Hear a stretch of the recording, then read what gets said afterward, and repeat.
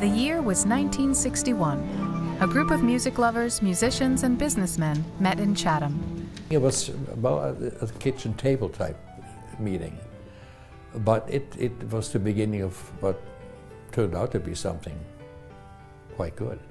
Judge Grisham Hall, who became the first president of the symphony, Mr. Meyer, the first vice president, Jennings Butterfield, the first conductor, and local realtor Bill Oman were all there. From that first meeting, the Cape Cod Symphony Orchestra was born. The first concert was held at the old Barnstable High School auditorium and featured an operatic rock star as guest soloist. The first celebrity who appeared with the orchestra was Beverly Sills, and she did magnificently.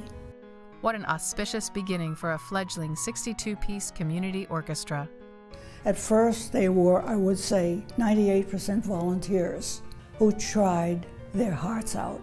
Those early years were filled with both artistic and operational challenges. It was really a very arduous undertaking.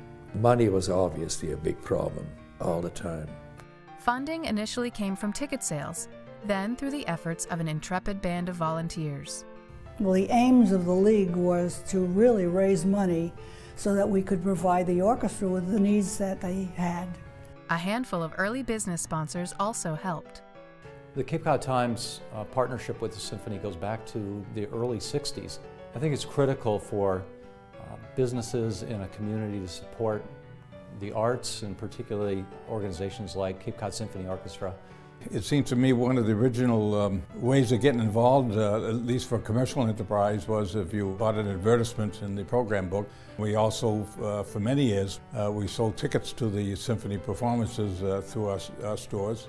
Despite early efforts, budget shortfalls plagued the symphony throughout the early years. When we came onto the board in 1975, we like to say there were $15 from bankruptcy. But the orchestra played on despite the challenges throughout the 60s and 70s, under the direction of several conductors. Following Mr. Butterfield were Coleman Novak, Osborne McConaughey, and then Jerry Cohen. It was almost all local musicians. There were teachers there were professional musicians, there were retired musicians, there were students, all different types of people, and primarily from the Cape. I first came to the Cape to play in the symphony in 1969 as a ringer. There were 5 of us in a VW bug who came down and played, and Ozzie McConaughey was the conductor at that point. Ray had to raise $5,000 for the ringers that we brought down. That shouldn't have to be, but it was.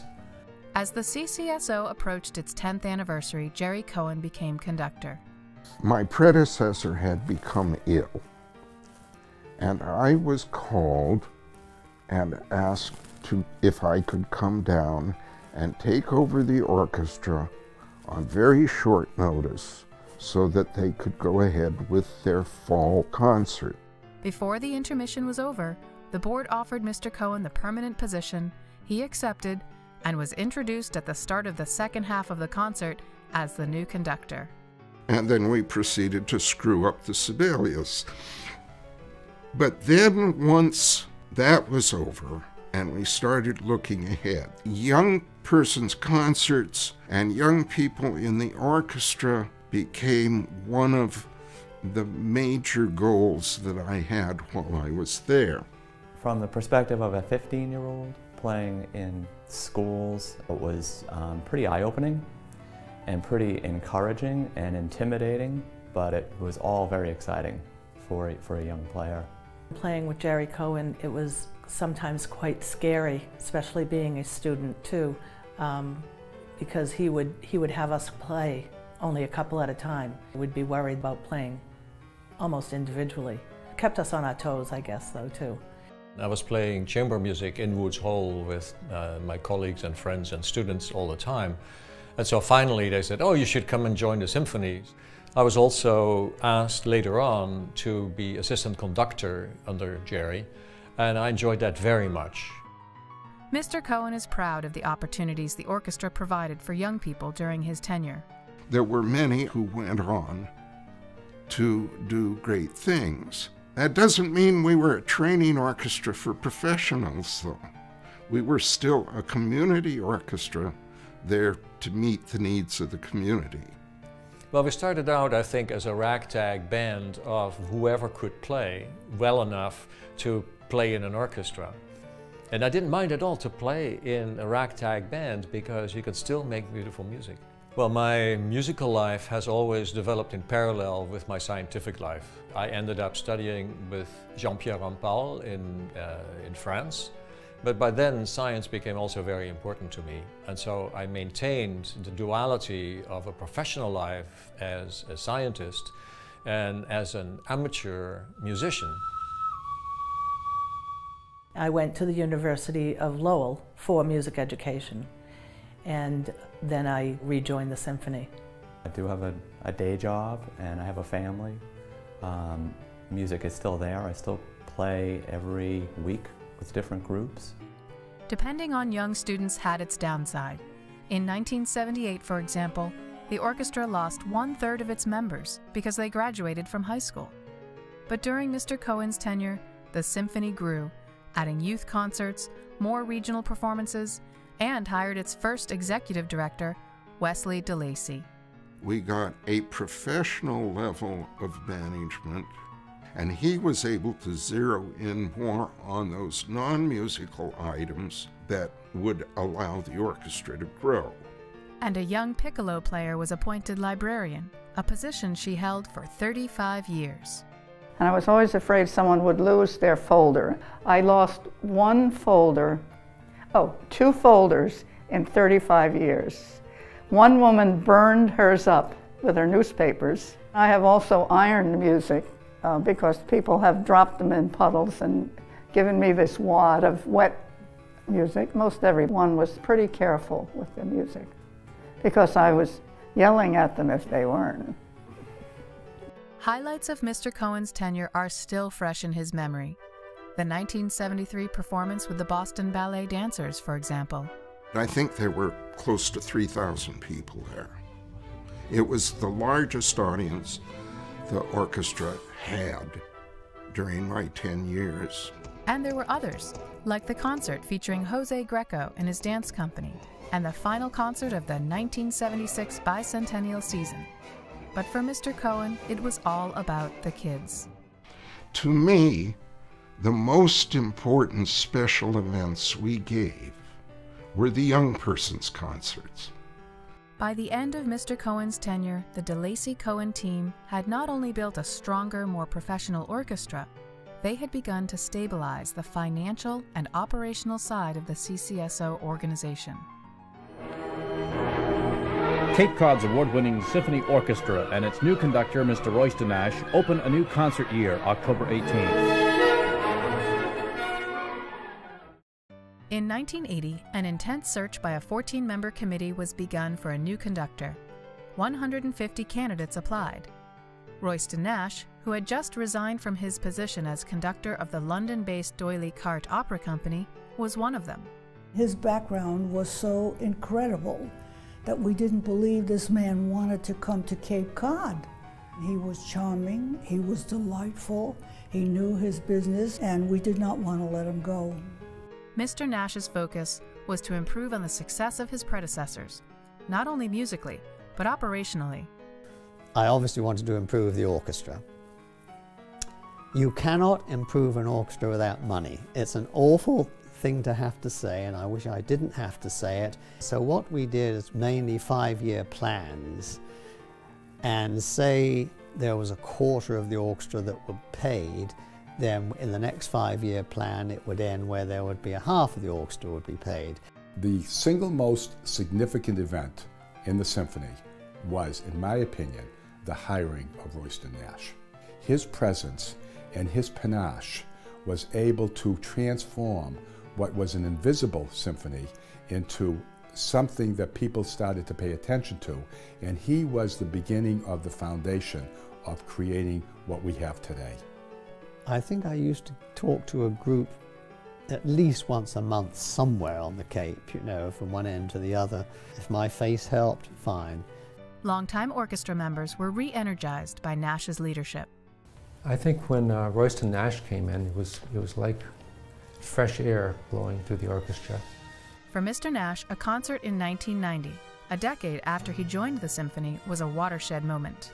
The Resurrection was a point we'd reached where I could program it and perform it. And that was the sort of turning point. I think when the orchestra learned that the Resurrection Symphony had been programmed, there was great excitement amongst the players, and it was a real challenge for the orchestra, and I think people rose to the challenge. To go to Madikese Middle School and to have heard our orchestra, play the Resurrection was unbelievable. It was unreal. The ambitious production also underscored the shortcomings of Madikese Middle School, home to the orchestra since 1972. The stage was full of a large orchestra and a large chorus, and there was no place to put the harp. And I think the timpanist was in the same boat. So we actually had to sit on the floor in front of the orchestra, off the stage, under the conductor. One of many other concerts that still resonates with Mr. Nash was the weekend after 9/11. The tragic and despicable events of last Tuesday, with its far-reaching personal tragedies, even to families here on Cape Cod, has led me to make a change in the evening's program. We will now perform the beautiful work of American composer Samuel Barber, Adagio for Strings.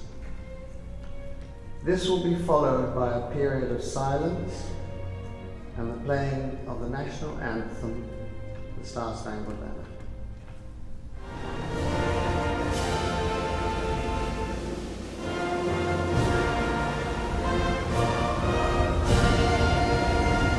We played the Star-Spangled Banner, and then it was really emotional. So many people were crying. Probably nothing in history will, connect with us as much as that did, because it was so fresh. Over 27 years, milestone after milestone was achieved. The small staff, with the help of dedicated volunteers, built the organization into a professional powerhouse, and the orchestra reached new heights of excellence. Financial stability brought new opportunities for additional improvement, including a new home for the symphony in 1999. I remember going in, and there were the hard hats in there, and we were imagining where the seats were going to be. Nothing is perfect, but we got pretty close. It was just an improvement that the orchestra needed, audience needed, everybody needed. I could not have achieved any of this on my own. You need a board of directors who are behind you. You've got to have the same vision. You need an executive director and staff that want this to be the best thing in the world. And I'm just pleased I was a part of a team.